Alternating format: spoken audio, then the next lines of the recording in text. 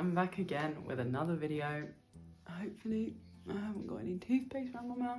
I'm back and my hair is conditioned today, so you can finally see the progress, although now it's a bit crazy because curly hair check.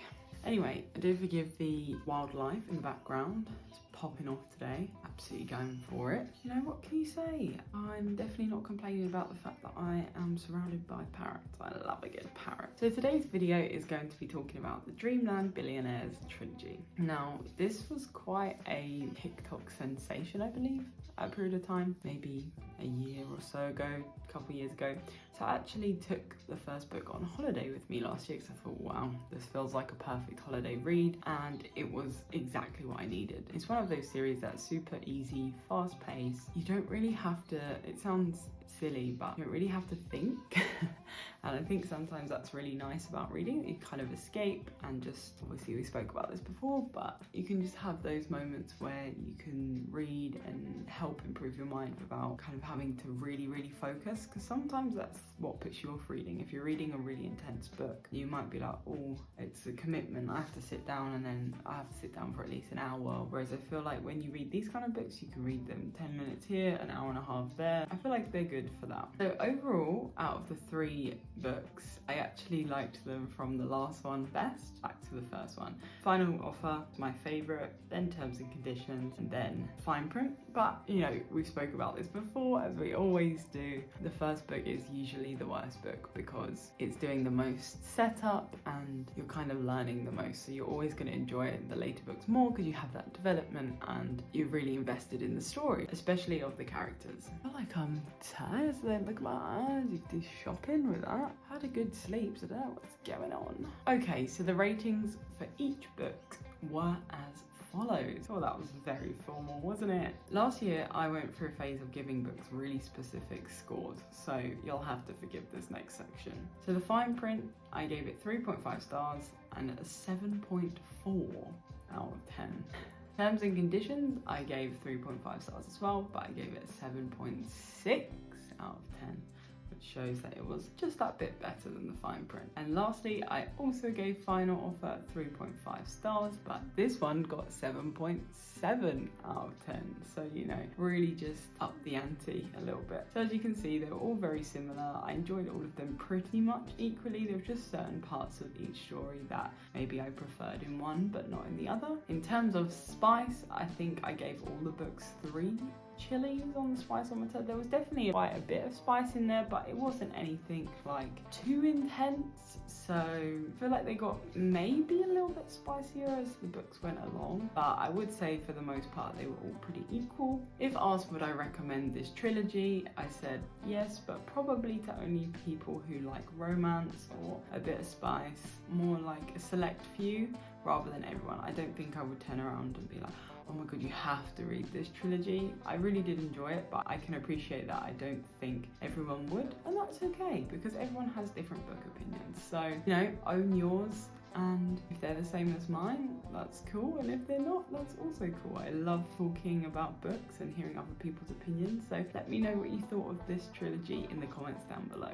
Okay, let's talk reviews. So for the first book, I said I enjoyed this book probably more than I should have. A little bit of a guilty pleasure read. It was definitely super cringy in places, but I did enjoy the backstory. Definitely excited to read about the other 2 brothers. As I said again here, it was a good holiday read because it was addictive but also light-hearted as well. For the most part, I liked the characters. I think that also helps you with your connection to the story because when you actually like the characters, you're kind of rooting for them, whereas when they're a bit of a dick, you're like, no, I'm not sure. Unless it's enemies to lovers, then you know, we're here for it. We're here for it. Give us a villain. Give us a villain. So this book definitely had a little bit of enemies to lovers vibe going on, and I feel like that was very much appreciated because we all know how I feel on enemies to lovers. If you're new here, I'm Alice and I read books and waffle about books and talk about them.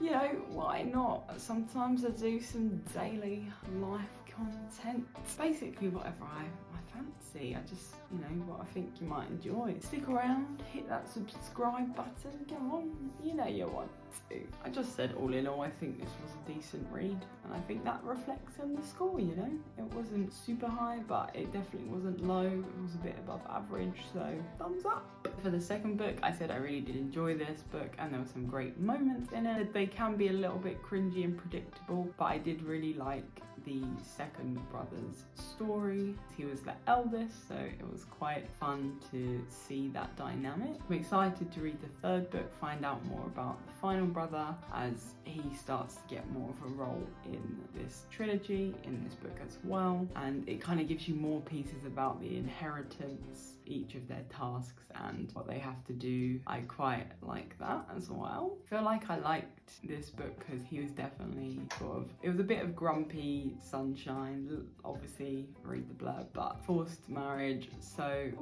it was good. It wasn't my favourite tropes, but I did enjoy it. I think I preferred the writing in this book, how she wrote each of the characters, which is why I gave it higher. Overall, I really did enjoy it. If you like a bit of romance and a bit of spice, this is a good book series to read. I think it's something good to get invested in. You don't feel too attached to, but you still have enough attachment to feel really excited about reading the next book. I really like the little foreign languages part in this book as well. There was a thing about the brother liking languages, and I thought that was really cool. So another thumbs up from me. I don't know why I keep closing my eyes today. Must be tired. Final book in the trilogy is about the third brother, who is the middle brother, and he's kind of the loose cannon, the wild one. I said it was the most enjoyable book of the whole trilogy in terms of the plot, so a lot happened and we found out a lot, and it was really interesting. I really liked it. I said the second book definitely gave you more flutters in terms of ups and downs moments, made you a bit more nervous, and I feel like the first book was definitely tame compared to this book and compared to the second book as well, I guess. Some things were left out, which is why I did lower the score. I think I originally gave it an 8 out of 10, but I did lower it because after thinking about it, you know, on this channel we like to do the second review, there were some things I wanted to know more about that just didn't get answered, and that really frustrates me because, you know, you can't create it for yourself because it's not your universe, it's the author's universe. So that was a little bit disappointing. It was definitely immaculate vibes when I was reading it. I was in LA at the time, feeling the vibe, feeling the love story. It was great, loved it. But I said it couldn't be higher than a 3.5 stars because there were a lot of plot points that could have been explored more and just weren't, so sorry. I said I feel like what would have been really good would have been to have his story and then have a fourth book that kind of explained the story of the dad and the granddad and just the whole family in general. I think that just would have been able to answer everything, and then we would have kind of had that better sense of fulfillment at the end. I just felt like something was missing. I feel like in the third book, the love interest, also there was a lot of story about her family, but some things were kind of just forgotten about or left. I feel like that could have really added to the plot if she'd just gone into it a little bit more, you know. Okay, so this has been really chill vibes, just chatting about the trilogy. Now, the question of the day, should you read this trilogy? In my opinion, I think if you like romance, you like a bit of spice, and you want some light-hearted, easy reading, then definitely this would be a great series for you because you literally can just lose yourself in the world whenever you have time to read it, and you don't really feel like a big sense of obligation, and I think it's really a good one. It's also great for reading on holiday as well. That could also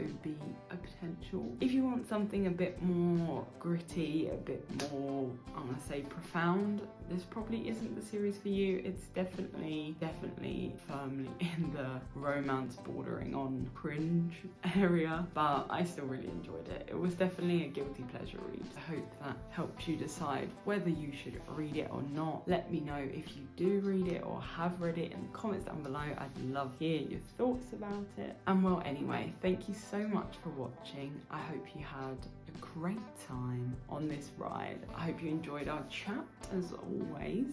I definitely stopped talking. I've been going on forever. Don't forget to give this video a big thumbs up and smash that like button. Don't forget to subscribe. Have you done it? Thank you very much, thank you. And until tomorrow, I'll see you in the next one. Bye.